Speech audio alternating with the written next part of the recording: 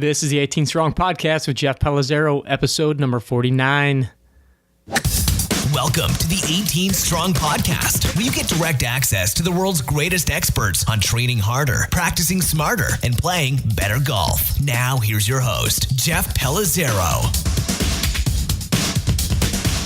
Hey, everybody. Welcome to the 18 Strong Podcast. Thanks for joining me this week and joining our guest, Jaacob Bowden of Swingman Golf. Jacob's got a pretty cool and crazy story. He was basically kind of growing up here, not too far from me in St. Louis, Missouri, just a little bit south of St. Louis, and was going the route of pharmacy school, ended up in the corporate world, and kind of realized that's not exactly where he wanted to be. And now, in present day, he has gone from being a 24-year-old guy who didn't play a whole lot of golf and is now a professional golfer and one of the world's leading experts in increasing swing speed.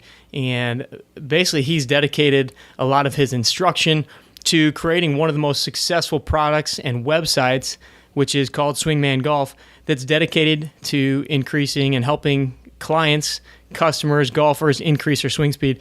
And he tells me that his data shows an average increase of 12 to 16 miles per hour in less than 30 days going through his product. So we talk about a lot of that different stuff. And then Jaacob also talks about how you guys can kind of take advantage of his program, how we can find it. We'll have links to it in the show and all that good stuff. So I'm going to let Jaacob kind of tell his story in more detail, and we'll get into some of the secrets that he's found as far as gaining more swing speed, and then talk about his long drive career. He's been in long drive competitions, has won long drive competitions, speed golf, all kinds of crazy stuff. So very interesting guy and a great story.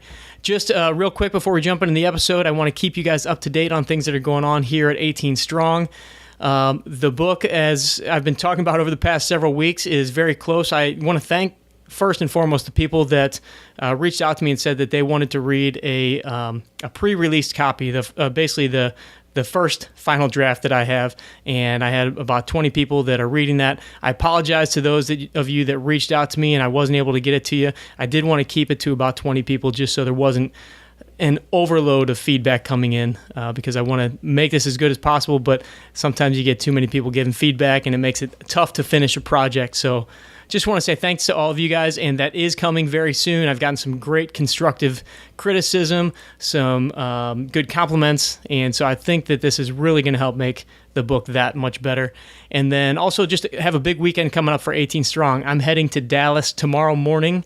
I'm going for a podcasting conference, so hopefully we'll upgrade this podcast a little bit once I learn a few things. I'm not a very techie guy, and I'm pretty much kind of winging it as far as the editing and all that stuff of this podcast is concerned, but hopefully I'll learn a few tricks and trades and make this show even better for you guys. But I'm also very excited to be spending the afternoon tomorrow with the guys and girls at Amped Golf Fitness down in Dallas. Our good friend Damon Goddard down there, who of course works with Jordan Spieth. I don't know that Jordan's going to be there. That would be awesome, but I think I'll be hanging with Damon and hopefully learn quite a bit from him and pass on some stuff, maybe shoot some videos for the 18 Strong YouTube channel with him, and get a little free advice from our buddy Damon down there, who's a big 18 Strong supporter. So I want to thank all of you guys for being here, and I want you to enjoy this episode, this interview with Jaacob Bowden, and I will catch you on the other side. Hey, everybody, we've got Jaacob Bowden on the 18 Strong Podcast. Jaacob, welcome to the show. Thanks, Jeff. I appreciate you having me on. Yeah, you bet, man. So we've got a little common history. You were actually born very near St. Louis or grew up in Festus, Missouri. And, so we kind of chat a little bit back and forth on some courses that you've played and that I've played and still played to this day. But I want to give the 18 Strong listeners a little bit more background on you, and then I'm going to kind of let you tell your story. Let me start that whole thing over, Jaacob. Okay. All right, here we go. Hey, everybody, welcome to the 18 Strong Podcast, and I have Jaacob Bowden on the line. Jaacob, welcome to the show, man. Thanks, Jeff. Appreciate you having me on today. Yeah, you bet. We've got a little history ourselves. Both grew up in the St. Louis area. You're from a town a little south of St. Louis, Festus, Missouri, and we were chatting about some golf courses and things that you played back in the day and that I still continue to play these days. But before we kind of get into the meat and bones of the show, I want to give the 18 Strong listeners a little background on you, and then I'd like for you to kind of tell your story, because you've got a great story about where you came from and what you're doing these days. But just a little background: you're a professional golfer, the official swing speed trainer of the eGolf Gateway Pro Tour. You are a senior writer for GolfWRX, long drive competition competitor. Let's see, founder of Swingman Golf, and also you have competed in several speed golf events. So I'm going to let you kind of dive into a little bit of those things, but also just give me a little background on, where you came from as far as the beginnings of your career and what you're doing now. Okay. Well, like you mentioned, I'm originally from St. Louis, and I was always a big sports nut. In high school, I played, I did cross country, basketball, track and field, and baseball, and 1 year of golf. So I was always definitely into sports. And then when I was in college, I played Division II basketball. And then originally I was going to be a pharmacist. I went to school in St. Louis there. And then after I got out of college, I decided, maybe pharmacy isn't for me. But interestingly, a lot of the things that I learned there in the classes that I took, as far as physics, anatomy, physiology, kinesiology, all those things, ended up becoming valuable in what I do today. But right out of the pharmacy school there, I decided to. I worked a corporate job for 5 years, and I knew it was going to be a temporary thing, but I didn't quite know what I really wanted to do. I was fortunate enough to go to a Twins tryout in Minnesota, but nothing really came of that. So I was kind of thinking, well, maybe my sports career is done, and I'll just get a corporate job and do whatever, kind of do the normal thing, I guess. And while I was doing that, I just started saving a little bit of money, just because I was like, I'm going to do something else, but I don't want to know what it's going to be yet. So to kind of help figure that out, I wrote down a bucket list type thing, and I just started doing things, little things like go do a triathlon, go finish a marathon. A lot of it was sports related, but one of the things on the list was to go to every major sports event at least once. So one World Series, one Super Bowl, one NBA Finals, all those kind of things. And I was down in Atlanta for work for the corporate job, and I was training some people on whatever the software was for the company.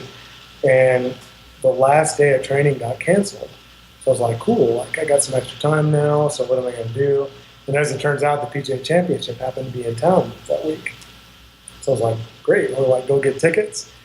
And I went to the event, and I don't know if you've ever been to a tour event, but you can cross the fairways there. They'll pull the ropes back and they let the fans go across the fairways Sure. to the other side.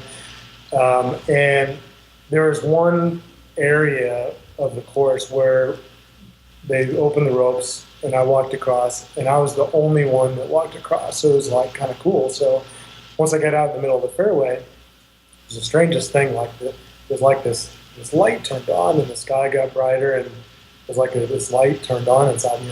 I was like, I could be a golfer. Because I was kind of inside the ropes. Since I was the only one in the middle of the fairway, I had the view of what it was like to be, walking inside the ropes as a tour player. But it was kind of crazy at the time because I was 25 when that happened. And at the time, I was only a 14 handicapper. So I was just, average Joe golfer. I just hit it normal distance for amateurs. And so I molded over a little bit for about a year, I guess. And I went to a few other events. I went to a web.com event, and I went to the U.S. Senior Women's Open in Kansas, just to kind of think am I crazy for thinking about doing this and trying to do this? And fortunately, my situation at work got bad enough that it kind of I don't really want to do this anymore. Right. And then, I got to make a change here. And then also I was just like, I don't want to be, by then I was 26. And I was like, I don't want to be 40 and look back and wonder what if. So I was like, let's just go ahead and do this and just see what happens. And if I don't make it, I don't make it. And then I'll know. But at least I tried. So I spent about 6 months getting my stuff together. I sold all my stuff. At the time, I was in Kansas City, and I quit my job, moved out to California. It was either going to be California or Florida, too, because I was like, I got to go somewhere warm where I can play golf year-round. And I knew one person in California, so I was like, I'll go to California. And then once I got out there, I just got a membership at a course called Lost Canyons in Simi Valley, and just sunrise to sunset, I just got to play golf. Went to bed, got to play golf, went to bed. And 6 months later, I cashed my first pro check. Wow. So it was a really, I don't know, it was like such a great experience. I lived in when I was traveling around, I'd sleep in my car. I pulled out I had a Toyota Camry, and I pulled out the front passenger seat and just chucked it in the garage. And then I built like a little I got some pillows from like Walmart or something, and I just kind of put them down where the seat used to be, and I made myself a little bed in the car, so I'd sleep in the car. And then when I was in LA, I had this little garage set up where I was in this dirty garage, and they let me stand there for $100 a month. It was just like I put down a sleeping bag in there, and so I just kind of like lived, breathed, and ate golf. And then got good enough to turn pro, and I ended up going through all my savings. But it was cool that I got good enough to turn pro, but then I was running out of money, I ran out of money, and then I took on some debt, and for a few years I really, really struggled to kind of keep it going. But then things finally kind of started to turn the corner, and then I started to have a little bit of success, and now I've played in about 30 week-long tour events around the world. I've made a few cuts. I've got some tournament rounds in the 60s. I got long enough to compete in long drive, and I had a 400. And my longest drive in competition was 421. Holy cow! And then I did speed golf as well for a couple of years, and I finished fifth in the World Championships, and shot the championship record for golf score at Bandon Dunes, and got the chance to. Well, I met my wife through that decision. So I don't know. There were some tough things about the journey, but this year I'm going to be 40, and although I'm not having a tour career full time per se, like I've had some. Like I said, I met my wife. I've gotten to travel around the world. I had all these wonderful experiences, and it's just been a really magical journey. And another one of the things that happened, I guess, was this swingman golf that you mentioned. People were well, let me back up a little bit.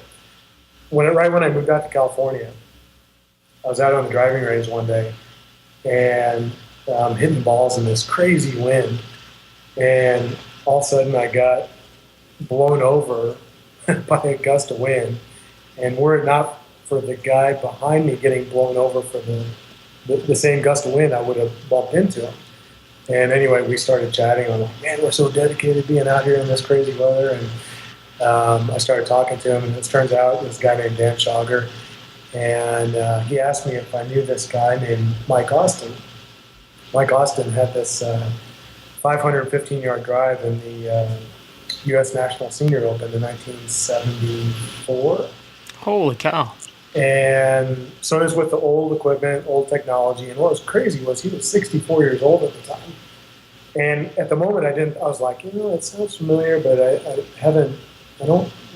I don't really remember. But then later on, I went home and I was like, I remembered when I was about, I don't know, 10 or 12 years old, I just kind of leafed through the Guinness World Records, and I remember reading about that.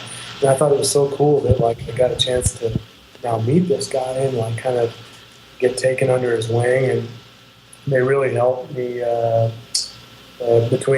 Dan was the one that primarily taught me, but then we also went over to Mike's house, and I got a chance to work with Mike a lot. And so that really helped me technically to improve and get better. And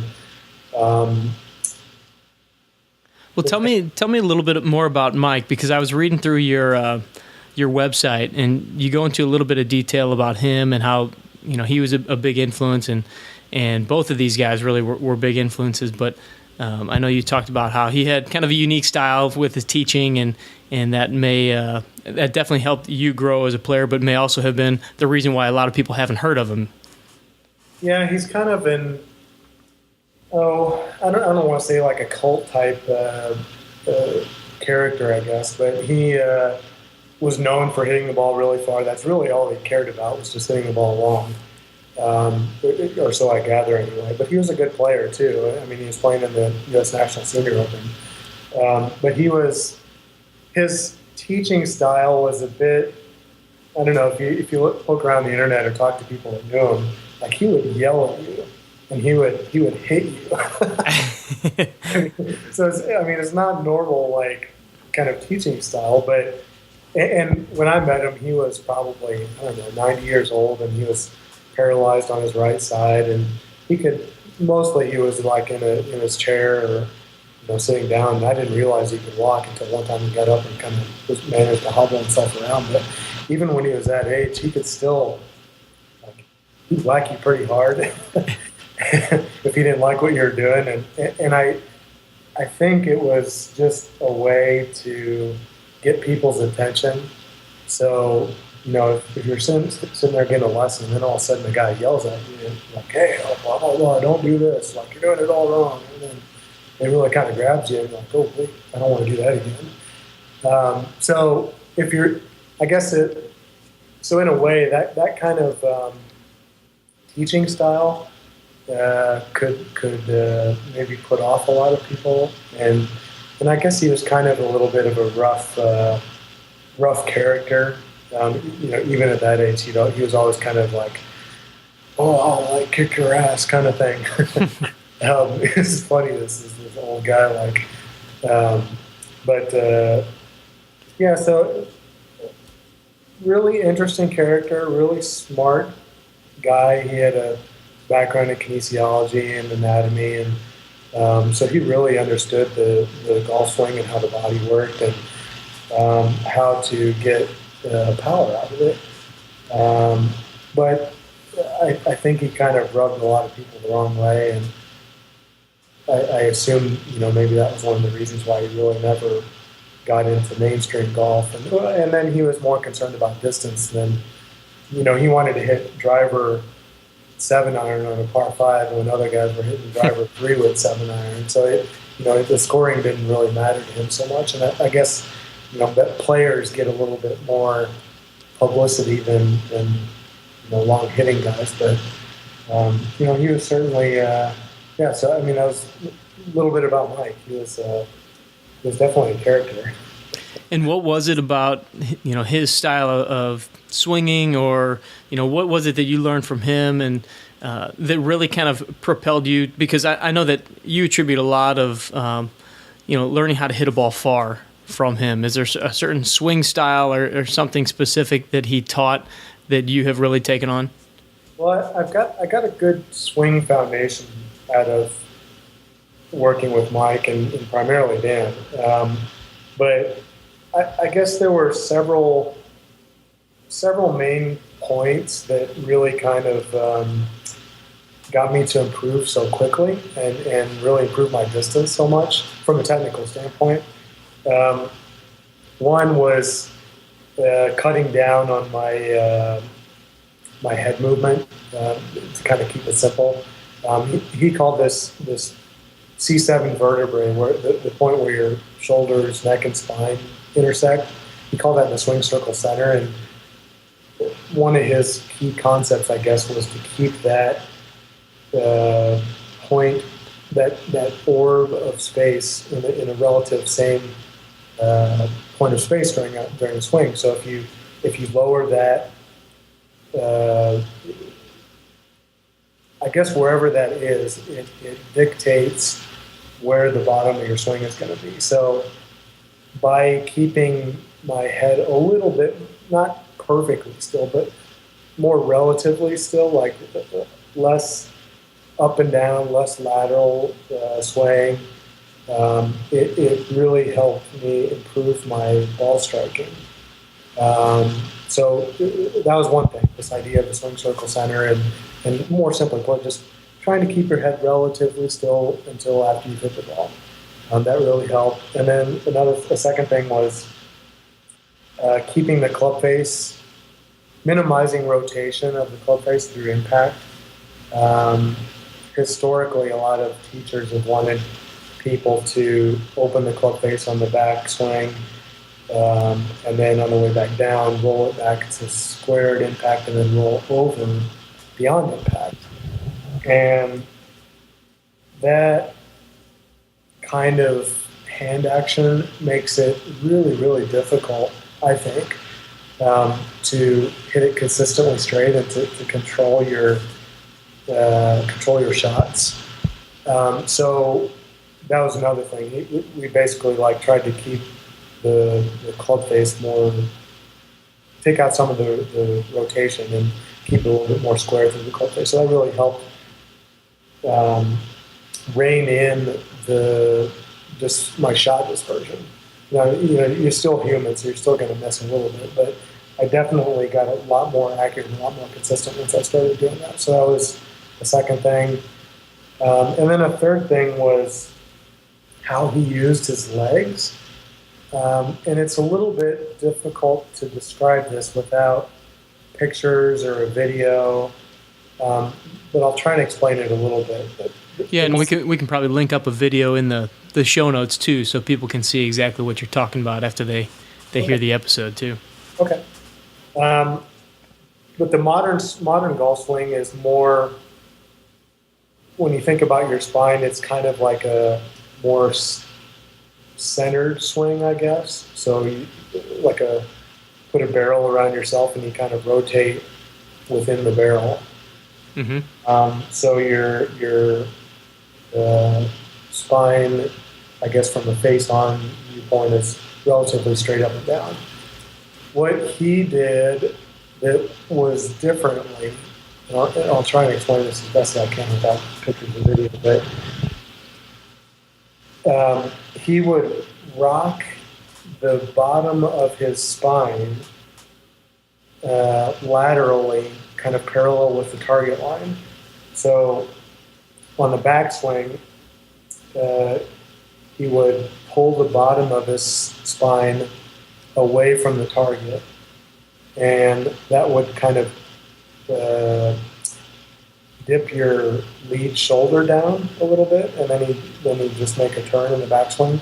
Mm-hmm. And on the way down and through, you would keep the swing circle center, that C7 vertebrae, in the same pointed space, but then he would rock the lower spine forward towards the target. And so that it was a way of leveraging the power of your legs. So it was really using everything you got in your legs. So your abduction, adduction, your quads, hamstrings, your hip rotators. It was really using all your legs to move your lower spine forward towards the target. And it would kind of like a trebuchet. It would drop your lead shoulder down. So I don't know if this is making any sense. Yeah, I mean, I kind of understand what you're saying. That you're keeping the C7 or the swing circle center. You're keeping that stable.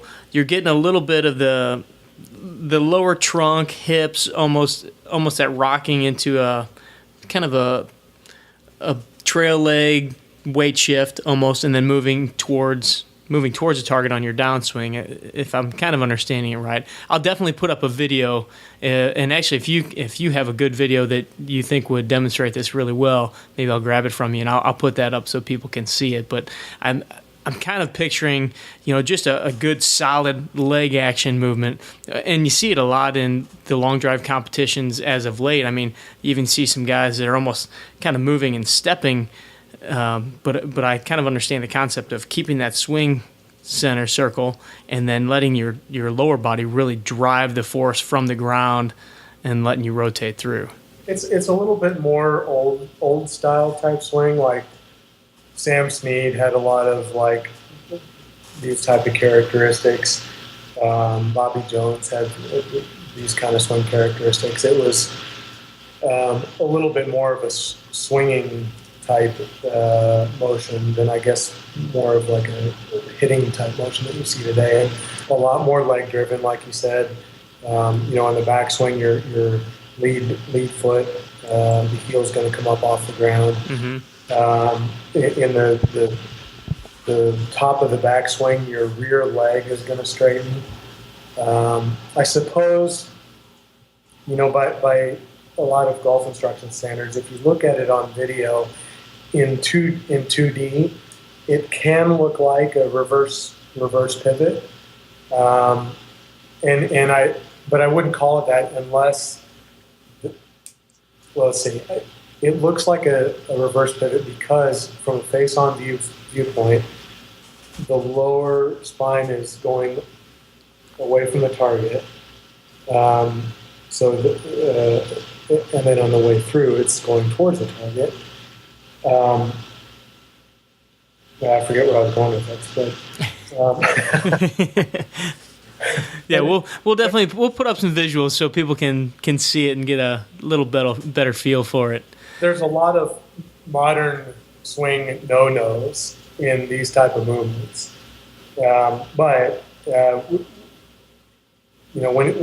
if I had some, we'll get a video or something here to better explain it so you can actually visually see it. It makes a little bit more sense. Yeah, and I think that there's definitely, when you watch the competitions, the long drive competitions these days, and you see how the guys are swinging, that's not how you would go up and hit a golf ball if you were trying to play on tour.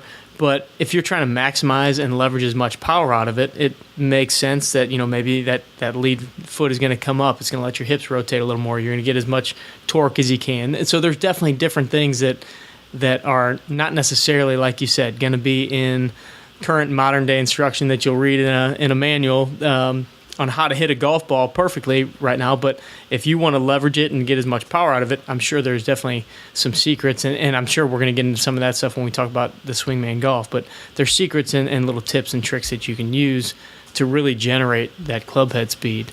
And talking about the long drive stuff, I want to jump back to your long drive competition days. Give us an idea of how many events did you play in? I know you said you had a 451 or 52 yard drive that you had in competition.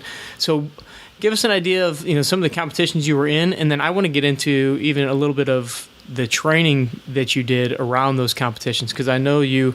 Just based on some of the pictures I saw on the website, I mean, you worked pretty hard to get in pretty solid shape around that time too.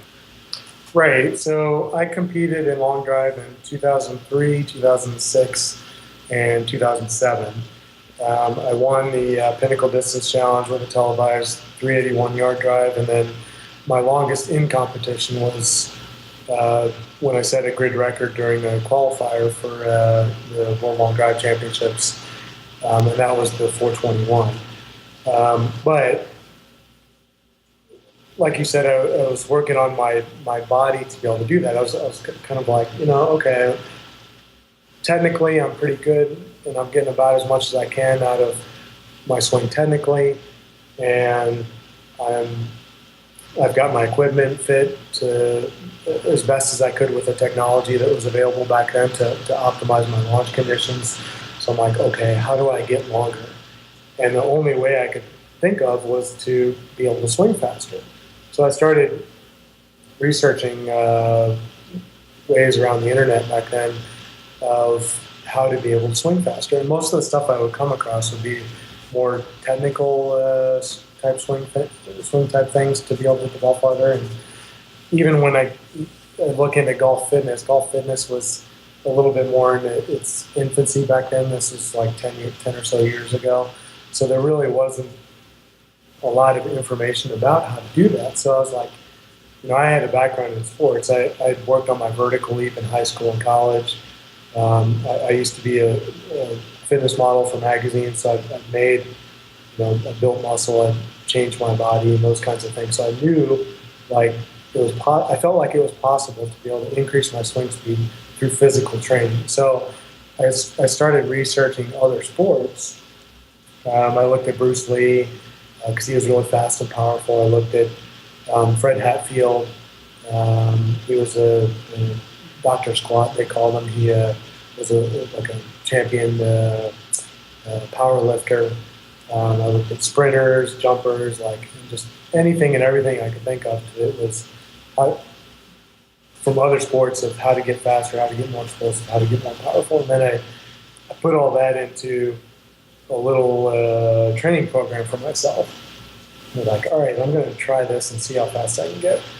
And in 37 days, I took my max speed up 26 miles an hour. Whoa. Which is just like crazy. It's like, whoa. Like. And what kind of speeds were you swinging at the time? On a swing speed radar, I started out at 118, and then I got up maxing at 144, and then later on eventually got up to 155. Holy cow. And the swing speed radars read a little bit faster than like a TrackMan or Flight Scope. So the peak was probably around 140-ish on a TrackMan. And so a lot of people were like, "Whoa, like how'd you start hitting the ball so much farther so quickly?" And I started getting a lot of questions and stuff. And at the time, I was looking for ways to kind of keep my playing career going and alive and just get to the next spot. So I was like, maybe I should a lot of people are asking me questions about this. Maybe I should start a website or something. So I was like, maybe I should test this first on some other people. So I grabbed a group of 5 people, different ages, different handicaps, from 12 years old to up in his 60s, all range of handicaps there. And I was like, I'm going to take the bare bones out of this and try it on these people. And if they each get more than 10 miles an hour in a month, then this is worth, putting something together. Yeah. And they all ended up getting 12 to 16 miles per hour. And I was like, great, I got to do something with this. So I just sat down and I wrote about. I literally opened a Word document and typed golf. that was how it started. And then I spent a couple weeks and I wrote about 80 pages in a Word document, took some pictures, and I took it to a web developer. It was like, hey, can you turn this into a website? And then, so that was how Swingman Golf got started. And now it's primarily focuses on swing speed training. We've got probably, 6,000 or so members. And I thought it was a really neat and important niche to get into and to become an expert in and study, because there's such a huge correlation between swing speed and driving distance, and then also just driving distance and handicap. So better players hit the ball farther than not as good at players. Now I've had a chance to work with a lot of every kind of handicap, male, female, tour players, long drivers. And that's kind of a little bit about the swing speed training and swingman golf and how it got started. Yeah, that's what I was going to ask. You mentioned that you work with a lot of different people. I'm sure the guys and girls listening are thinking, well, is this something that would be for me? So give us a little idea of a little more of what Swingman Golf is as the website. You said you've got 6,000 members. Kind of give us an idea of what it entails, what you can find there, what kind of resources are there. Well, the main thing is swing speed training, but then we also have various experts that contribute to the monthly membership aspect. So, like for example, we have Tom Lashon for equipment. We have Adam Young, who I think you've had on your show. Yeah, absolutely. We've got Jeff Mangum for putting. So we got various experts for the monthly aspect of it, and then like swing speed training is the main part of it, though. And with swing speed training, it's a little bit. I think it's a really important arm of golf fitness, but it's a little bit different than I guess other areas of golf fitness. The main things I've found with increasing swing speed, there's two main keys. First is practicing swinging faster, and that's not uncommon, within the industries. Like you see over light clubs, heavy clubs, those type of things, where you work on just practicing swinging faster. It's like, if you want to get better at the piano, you don't go play the tuba. You sit down and start playing the piano. So it's kind of similar with speed. If you want to get faster, you need to try to go faster. So within that realm, you can practice swinging fast with your driver. And there's three types of training aids that are pretty good for swing speed training, like the light clubs, the heavy clubs, and then the wind resistance type clubs. So like a swing fan or a neat little homemade tool. Sorry, my cats. A neat little wind resistance training aid you can use is go to a pool supply store and get a pool noodle, a ribbed pool noodle, and cut off like a 10 or 12 inch section, and then you can slide that down your golf shaft and then make swings with it. So that's a nice wind resistance type training aid. But the important thing is that you're practicing swinging fast, and ideally you're doing it with some type of radar to measure your progress. So that's one key thing. Another key thing that I don't think the industry has really caught on to yet, but it's coming around, is making your golf swing muscles stronger, and in particular your downswing muscles. Everyone, whether you're senior lady or long drive champion, starts at zero at the top of your backswing and gets to whatever they are impact. So one of the main things about long drive guys tend to be really, really strong. So like James Sadlowski, for example, he can do hex bar deadlifts, 480 pounds for reps. So that takes like really strong hands, really strong butt, really strong hamstrings, really strong lower back. And it doesn't mean you need to be big, but it means you need to be strong. So like those are kind of the two main things. Practicing swinging fast and making primarily your downswing muscles stronger. And then as far as how to do the strength training, I find, at least from a swing speed training standpoint and developing swing speed, it really helps to make it golf swing specific. So, for example, from a fitness standpoint, you might go do squats or deadlift, but from a swing speed training standpoint, it'd be a better application to do like half squats or rack pulls. Mimicking the golf swing, again, from a swing speed training standpoint, in my observation and experience with training people, seems to be really, really important. So that's one part of it. Generally doing things low rep and explosive.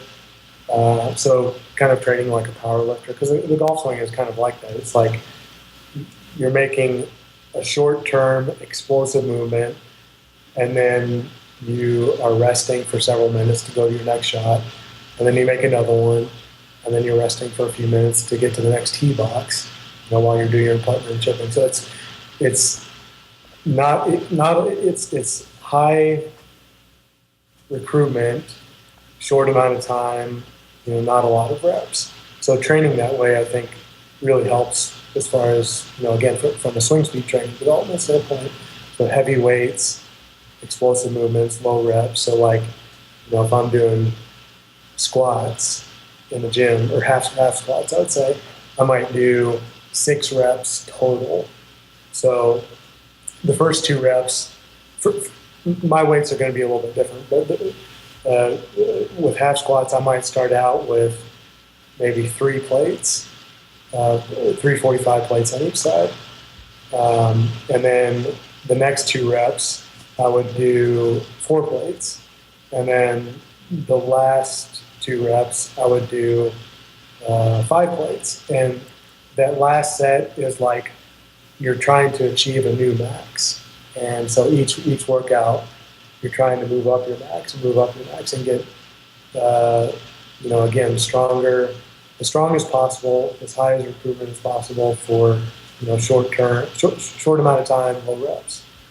I think that's a great point. Always looking to get a little bit better every time you go in. And are these is this kind of stuff in the Swingman training program? Do you have like exercises for people to do? And obviously this isn't the same program or the same, and it could be the same exercise, but just different weights for, your 60-year-old client, your 7-year-old client, your 12-year-old client. Are there different exercises in there that these people kind of go through?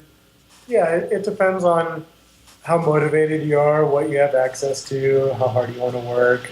At a basic level, you can just practice swinging fast, like say 2 times a week, go swing as fast as you can with the radar and do 30 reps, and not like really quick. So make a swing, rest for a second, reset, make a swing, and be pushing your speed. So that's one part of it. And then another cool thing that you can do at a basic level is get some resistance bands and do, I call them band downswing isometrics. So you grab some bands, and at the top of your backswing, halfway down, and then at impact, so 3 different positions, you hold as much resistance as you can in your golf posture for, say, 8 to 10 seconds. And you do that, each of those 3 positions with 2 hands, and then you repeat it with your right hand only, and then you do another one with your left hand only. Oh, nice. So and is the band kind of attached high, like up on a door or something? Yeah. So each position you'll have to put the band in a different place. Gotcha. So to get in, so at the top of your backswing, you want the band resistance to be pulling you in the opposite way of you coming down in your downswing, if that makes sense. Yeah. What would you say are some of the biggest myths or mistakes that you see people making, either in the gym or just around the idea of swinging faster and gaining more speed in their swing? Biggest myths? Anything that you hear like in general instruction, or you hear an instructor saying, you're like, oh man, that was just bad advice. Yeah. One I would say certainly is just the idea that you can train to swing faster. So that's one part of it. But then also that it's possible to put on a lot more speed than you may even be able to imagine. So like, I've read some articles and stuff where they're like, oh yeah, I've been working on my power or whatever, and I'm up 2 miles per hour. Or I've been working on it for a year, and I'm up 4 miles an hour from last year. And like, that's great, but getting over 10 miles an hour of usable swing speed is definitely doable in a month if you're doing the right things. If that's what your goal is, to be able to swing faster and have controlled, usable, additional swing speed. So that's that. I would say that's one myth.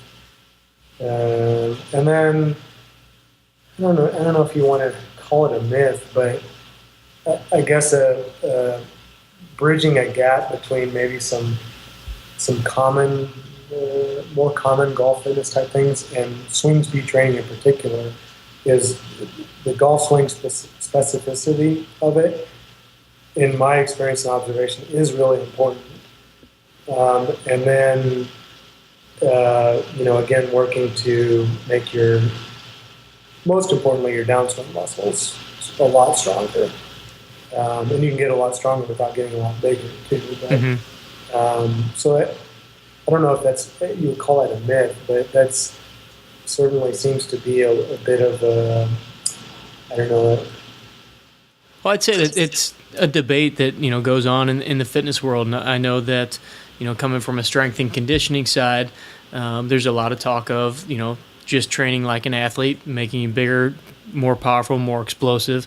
And then I know other guys that are more in the camp that are working more on, specificity and working with, different movement patterns and sequencing and really big on that stuff. And I think that there's a balance. There's, people need to be athletes and they need to move well and they need to be explosive and powerful. And there's ways of doing that in the gym and training them just like a general athlete, but then also, you do have to specify in every sport a little bit, and some people will do that in certain ways, work on different movement patterns, whereas other fitness professionals may not put as much emphasis on that, or may not make that the bulk of the program, where it might be more the strength training component that they're working on for posture, endurance, that type of stuff, as opposed to specific movement patterns and things like that in the golf swing. So I would say it's a definite debate that's out there, and I think it probably always will be. Yeah, I guess it kind of depends also, on what your goals are. Right. I don't know, specialization, I guess, is developing swing speed. So, of the 10 years or so that I've been doing it, and all the people that I've worked with, and all the different things I've tried on my own and with other people, if your goal is more swing speed, the specificity. I know I had a little trouble with that too.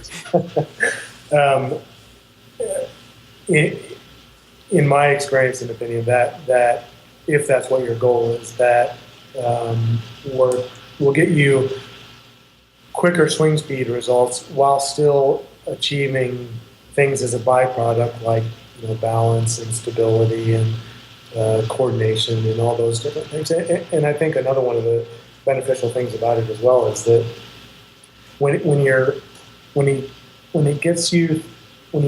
are thinking about your swing so much, and like with these band isometrics, you want to get to try and be in the positions as close as possible as what you're going to be actually doing. It builds a little bit of swing awareness within yourself as well. So it kind of, I don't know, from a myelin and standpoint of those kinds of things, it kind of solidifies your swing a little bit. So oftentimes, instead of maybe where other people might take the approach of getting the body ready to be able to do those type of things, I just jump straight to those things, like power training type things, and those other aspects of fitness come as a byproduct of just jumping straight into it. And yeah, so a little bit different approach, but again, for me, I guess, and for what I specialize in, that seems to work better. Yeah, I mean, obviously you're getting results, and your clients are getting results, and you're known as the swing speed guy. So there's definite credibility as to what you're doing, because it's definitely working, and both in your own game, your own swing, your own competitions, but also the many people that you've had and the testimonials. That's the word I was looking for, that you have on your site. All right, I got a couple more questions for you that I tend to ask everybody on the 18 Strong podcast. First one, just to get kind of a gauge on your humor style. Are you a Caddyshack or Happy Gilmore fan? I like both. I think everybody likes both, but you got to give a preference. Oh, man. Caddyshack was so great. Chevy Chase and Rodney Dangerfield, and I think I'd lean towards Caddyshack. But, Happy Gilmore was great too. I'll note that it was a bit of a torn decision for you. Yes. All right, with everything you have going on with Swingman Golf and the instruction that you're doing, what are you excited about in the next coming months for everything you have going on? What am I excited about in the next coming months? I'm working on a number of articles, new articles to put out there. I'm updating and upgrading a lot of the old, member content. So some of the things, go back to 2007, 2008 when I was first kind of putting it together. So obviously, like, my knowledge and things have been updated since then. So, like, I think updating the site, getting out more information. I don't really have any competitions. I did British Open qualifying and US Open qualifying this year, but for right now, I think I was kind of going to work a little bit more on swingman golf and swing speed training. And right now, lately I've been a couple clients I've been working with. I've been at the Michael Breed Academy in New York, and I've been working with a couple of Michael's pros there. And Greg is up 23 miles per hour so far over the summer, and Bob is up 16 miles per hour. Wow. So just working with people on swing speed, and it's kind of I don't know, it's my niche, I guess. So it's a fun one to be in. Yeah. I was going to ask, do you go around and do like clinics and go to different clubs, or do you pretty much stay up in that area and take personal clients? Or obviously you have the swingman golf stuff, but do you do a lot of instruction outside of that? Yeah, I do. It varies. I have my internet web-based stuff, and I've done clinics and demonstrations before. One of the things I would do in the demonstration, maybe for a large group of people at a range or something, would be getting out of radar and hitting balls at 60 miles an hour, 80 miles an hour, 100 miles an hour, and 120 miles an hour, just to show people what the difference in the ball flight is, and what happens to distance as well when you have swing speed differences like that. So I'll do that, and I've taught for taught for Swiss PGA, so I've done PGA education things. I've done I work with some tour players. I work with long drive guys. It's kind of a variety of things. I kind of take it as it comes. Sounds cool. All right. Do you have any last pieces of advice for the 18 Strong listeners before we say goodbye? Well, I guess to kind of, go back to that myth about like not being able to increase your swing speed. I just would say, if it's something you want to do, it's definitely possible. And if you're willing to put in a little bit of elbow grease over a little bit of time, and you want to work at it, it's certainly possible that you can increase your swing speed, and you can do it in a way that's usable on the golf course as well. You don't want to build speed that's going to be out of bounds speed. You want to hit straight speed. So, so I guess that would be the maybe thing to leave people with. Is that if you want to do it, it's certainly possible. Awesome. And I love the tip that if you had said that there's two keys, and one of them is just go out and practice swinging faster. It's so simple. And I heard somebody a long time ago, I forget who it was, but they were a pretty well-established player, and they could hit a ball a mile. And somebody asked him, what can you do to hit a ball farther? And he said, just go out and swing as hard as you can sometimes. Just go practice that, because it's that whole adaptation thing that your body gets better at what you do. And, if you're practicing to swing a golf club faster, you can get faster. But like you said, you're not going to go grab a tuba if you want to get better at the piano. So I just wanted to leave on that. I thought that was a great piece of advice. Jacob, I will definitely have everything in the show notes page for everybody to get in touch with you. If they want to personally reach out to you, we'll obviously have everything for them to get to Swingman Golf. So you guys can go to the show notes page, look that up. Any last parting words of wisdom, anything before we take off? No. I guess that's for a little general info kind of thing. That's pretty. That'll do it. All right, man. Well, I appreciate you taking the time this evening, and I'll be sending you everything. We'll have everything on the 18 Strong show notes page. So, Jacob, once again, thanks for coming on. Yep, thanks, Jeff. Appreciate you having me. You bet, buddy. All right, so Jacob does have a pretty crazy story. Just, the situations that came about, getting out of the corporate world, running into Dan Schauger and Mike Austin and learning some tricks of the trade, and then really just grinding it out and putting in the time and doing as much as you can to become as good as you can, and has had some definite successes, and obviously has created a product and a program that has helped a lot of people. So if you're interested in checking that out, as I mentioned, we will have a link to Swingman Golf and how you can get there. And full disclosure, I have not checked out the program. I have a new long drive client that just started with me a couple of weeks ago, and I would love to try out some of Jacob's tips and tricks with him. So I'll kind of keep you posted as far as what goes on with using this stuff with him. And the link in the show notes page will be an affiliate link. So again, full disclosure, want to let you know, if you would decide to go through, you like what you see, and you end up purchasing, 18 Strong will get a little bit of a kickback. So once again, we'll use that to hopefully help upgrade the system here, the podcast, maybe get a few more bells and whistles on the website or something.